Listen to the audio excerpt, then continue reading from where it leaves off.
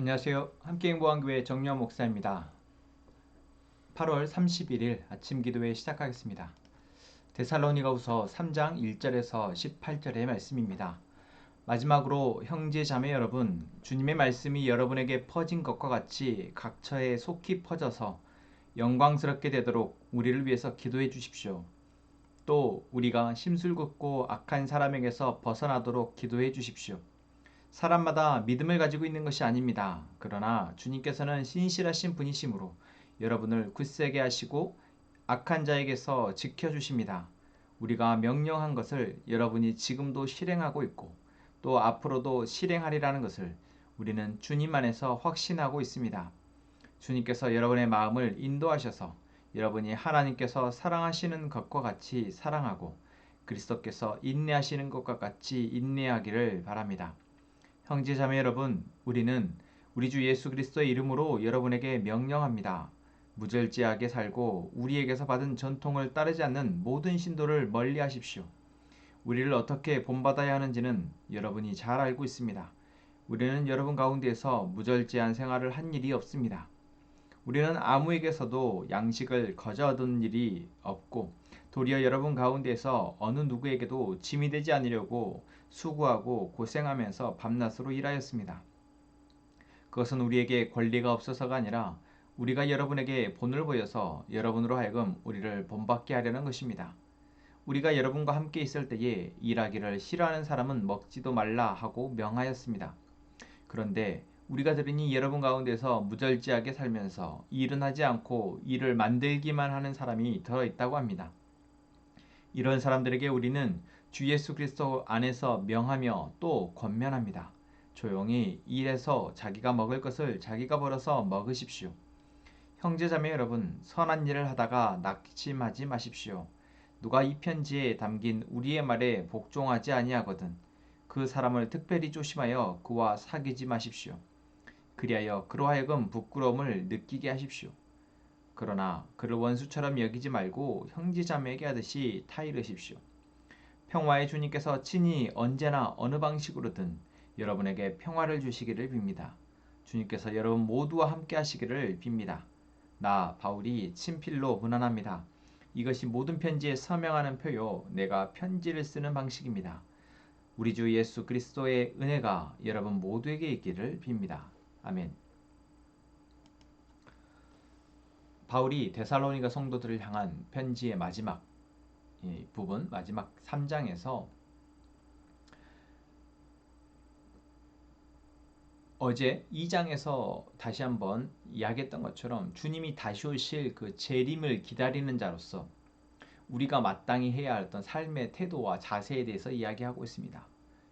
그것은 바로 마땅히 무절제하게 살지 않고 자신의 삶을 하나님이 주신 사명에 따라서 성실하게 살아내는 것입니다. 그리고 그것을 살아내기 위해서 우리에게 필요한 것은 무엇입니까? 바로 올바른 진리에 기반한 믿음과 또한 공동체 안에서 서로 사랑함과 그리고 오늘 1절에서부터 이야기하고 있는 것처럼 서로를 위해서 기도하는 것입니다. 그것이 우리로 하여금 다시 오실 주님을 소망하면서 살아가는 삶의 본입니다. 그것을 바울은 말로만이 아니라 삶으로 보여주었다라고 또한 이야기하고 있습니다. 바울이 마지막 부분에서 다시 한번 이것을 이야기하고 있는 것은 지금 데살로니가 교회 안에 이 문제가 있기 때문입니다. 또한 그러한 사람들이 이 교회를 혼란케 하고 있었기 때문입니다. 주님이 다시 곧 임박하게 오신다라고 하면서 자신의 일을 그만두고 그것에 대해서 다른 이야기들을 하면서 성도들을 혼란케 했던 모습이 어쩌면 그것이 데살로니가 교회의 가장 큰 위협이었던 것 같습니다. 교회의 위협이 되는 것 많습니다. 우리가 이 세상의 악함 가운데에서 살아가며 또한 불완전한 인간의 모습으로 이 땅을 살아가는 동안 우리에겐 참 많은 개인적인 위기가 닥쳐집니다. 그러한 위기 속에서 우리는 넘어지기도 하고 다시 일어서기도 합니다. 그것이 또한 한 가정의 위기로 가기도 하고 공동체의 위기로 가기도 합니다. 이럴 때면 우리는 무엇이 이 위기에, 이 문제의 지금 원인인가 생각해 봐야 합니다. 우리는 거기에서 오늘 바울이 이야기하는 것처럼 어제 말씀에서 이야기했던 것처럼 우리가 바른 믿음에 서 있지 않는 것, 바른 진리의 말씀을 기반해서 서 있지 않는 것이 그 위기의 가장 큰 원인임을 잊지 않아야 하겠습니다. 그래서 바울은 권면하고 있습니다.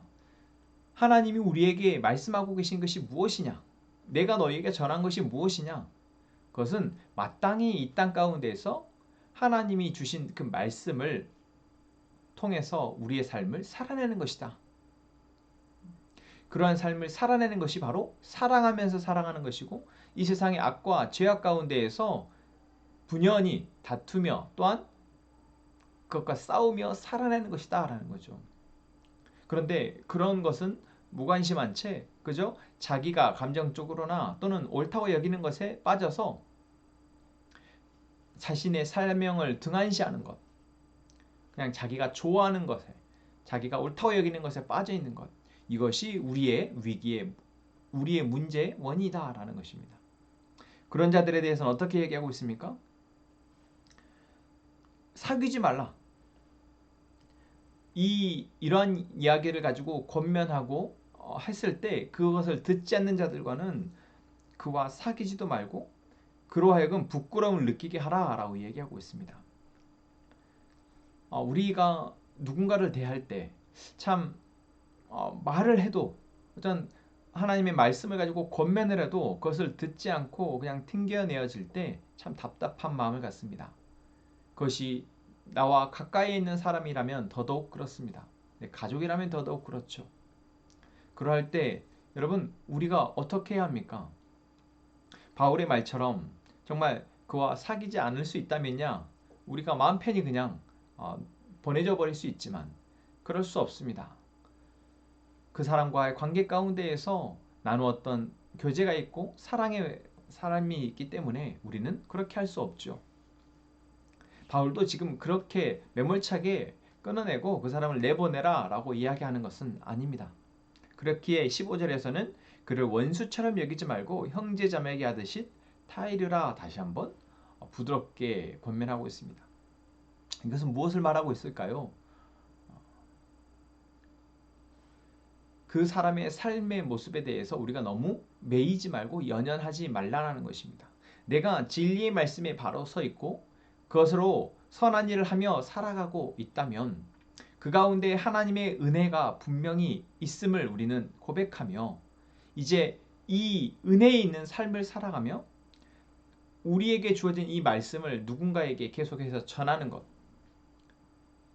이것이 우리가 해야 할, 마땅히 해야 할 바인 것이지 그 결과까지 변하지 않는 사람들의 모습이나 하나님 앞에 더 가까이 나오지 못하고 계속해서 언저리에서 또는 세상의 소리에 현혹되어져서 헤매고 있는 사람들의 모습에 우리가 너무 상심하거나 낙담하여 우리를 스스로를 힘들게 하지 않아야 한다라는 것이죠. 우리가 기준에 분명히 서 있는 것, 진리의 말씀에 분명히 서서 우리에게 마땅히 주어진 사명을 살아내는 것, 여러분 이것이 우리의 가장 큰 목표이며 또한 자랑이며 기쁨이 되기를 소망합니다. 바울이 1절에서부터도 이렇게 얘기하고 있죠. 주님의 말씀이 여러분의 퍼진 것과 같이 각처에 속히 퍼져서 영광스럽게 되도록 우리를 위해서 기도해 주십시오. 바울은 그 사명을 하고 있습니다. 바울이 복음을 전파를 했을 때 정말 모든 사람들이 바울의 이야기를 듣고 하나님 앞에 나왔을까요? 그렇지 않습니다. 그런 사람보다 바울을 박해하고 바울을 쫓아내는 사람들이 훨씬 더 많았습니다. 심지어 바울이 복음을 전했던 교회 안에서마저도 바울에 대해서 부정적으로 여기고 바울에 대해서 공격하는 그런 사람들도 있었습니다. 그런데 바울은 자신의 역할을, 자신의 사명을 마지막 순간까지 묵묵히 감당해냅니다. 어떻게 그럴 수 있었을까요? 바로 하나님께 자신의 삶의 또한 사역의 결과를 맡겼기 때문입니다. 그들에 섞여서 그들의 공격이나 그들의 유혹이나 또한 그들의 비방이나 그들의 변하지 않음, 성장하지 않음에 내가 흔들려 버리지 않는 것. 그것이 바울이 사역을 마지막까지 계속할 수 있었던 원동력입니다. 그렇기에 바울은 그러한 마음으로 데살로니가 성도들을 향해서 권면하고 있습니다. 혹여 당신 공동체 안에 예수님에 대해서 잘못 알고 있거나 다시 오심에 대해서 잘못 알고 있어서 자신의 삶이 무질서하게, 무절제하게라고 표현되어 있지만 또 개역개정에는 무질서라고 표현되어 있죠. 무질서하고 무절제하게 살아가고 있는 사람들이 있다면 그들에게 현혹되거나 그들에게 영향받지 마십시오. 그리고 그들을 잘 타이르십시오. 그러나 듣지 않는다면 사귀지 마십시오. 다시 말하면 영향받지 말라는 것입니다. 물론 내 가족이고 나와 친밀한 사람이고 계속 봐야 하는 사람이라면 또는 내가 목양하는 관계에 있는 사람이라면 영향을 받지 않을 수 없습니다. 그러나 우리가 기도해야 할 바 바로 그 영혼을 위해서 하나님이 일하실 것을 기도하는 것을 멈추지 않지만 내가 그 사람들에게 영향받지 않고 계속해서 나의 이 선한 일을 감당하며 낙심하지 않는 것. 여러분 이것을 위해서 우리가 또한 기도해야 할 것입니다. 우리 함께 행복한 가족들 안에 우리 공동체 안에 낙심할 일이 힘든 일이 얼마나 많습니까? 이번 한 주만 해도 코로나 때문에 아파서 지금 고통 가운데 있는 지체도 있고 또한 가족이 그렇게 되어져서 격리되어져 있는 지체도 있고 또한 직장의 문제로 또한 자신의 삶의 어떤 관계 속에서의 문제로 정말 낙심하고 낙담되고 정말 살기 참 힘들다라는 생각을 하고 있는 지체들이 있습니다. 그러나 여러분 힘내십시오. 여러분이 하나님의 은혜 아래 있음을 다시 한번 여러분들에게 권면합니다. 여러분은 하나님의 사랑 안에 그리고 진리의 말씀 안에 굳건히 서 있습니다. 사단이 뭐라 이야기하든 여러분의 삶의 모습 가운데 또는 여러분의 주변에 있는 사람들이 모습이 어떠하든 여러분은 지금 하나님의 은혜에서 결코 벗어날 수 없습니다. 그것이 바로 예수 그리스도가 우리에게 주신 놀라운 선물입니다. 그렇기에 마지막까지 여러분 우리에게 맡겨진 이 사명의 길을 믿음의 길을 소망의 길을 사랑의 길을 우리가 끝까지 갈 수 있기를 위해서 기도하겠습니다. 여러분도 함께 기도해 주십시오. 하나님, 오늘도 우리에게 하나님의 말씀을 들려주시고 이 말씀 안에서 우리의 길이 어떠한 길인지 보게 하시니 감사합니다.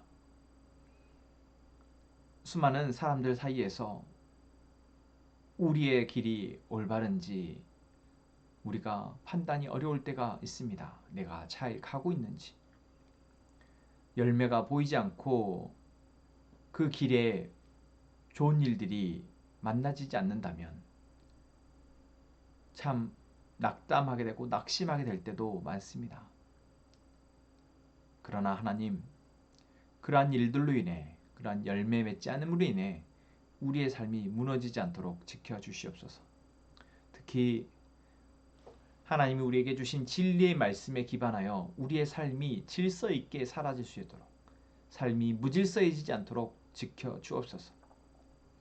혹여 그러한 사람들로 인해서 우리가 흔들리지 아니하도록 주님 굳건히 서서 오히려 그들을 계속해서 품고 기도하는 저희가 되게 하여 주옵소서. 그래야 우리에게 주어진 이 선한 일 하나님의 사명을 잘 감당할 수 있도록 지혜와 힘을 주옵소서. 하나님 우리 함께 행복한 공동체 가족 안에 한 주간 동안 하나님과의 친밀한 기도의 교제가 회복되게 하여 주옵소서. 더 풍성해지게 하여 주옵소서. 박승래 자매를 위해서 기도합니다. 하나님, 박승래 자매가 하나님의 사랑 안에 거하고 있음에 감사합니다. 그 사랑이 박승래 자매를 붙들고 그 붙드심이 그래도 가정 안에서 직장 안에서 또한 힘이 되게 하시니 감사합니다. 주님, 남편과 자녀들 안에 또한 하고 있는 그 사역 안에서 일 안에서 하나님의 뜻 안에 믿음으로 잘 감당할 수 있도록 힘을 주시고, 또한 하나님이 주신 이 사랑으로 그 사랑의 사명을 잘 감당할 수 있도록 주님 붙들어 주옵소서. 하나님, 우리 함께 행복한 가족들이 이 시간 기도합니다. 우리의 간구를 들으시고 그 간구 가운데 하나님의 선하시고 온전하신 뜻이 무엇인지 분별하게 하시며, 그 안에 우리를 살피시는 하나님의 사랑을 보고 느끼게 하여 기도할 때마다 힘이 되어 하나님을 더 신뢰하며 우리의 삶을 담대하게 살아갈 수 있도록 도와주옵소서. 예수님의 이름으로 기도합니다. 아멘.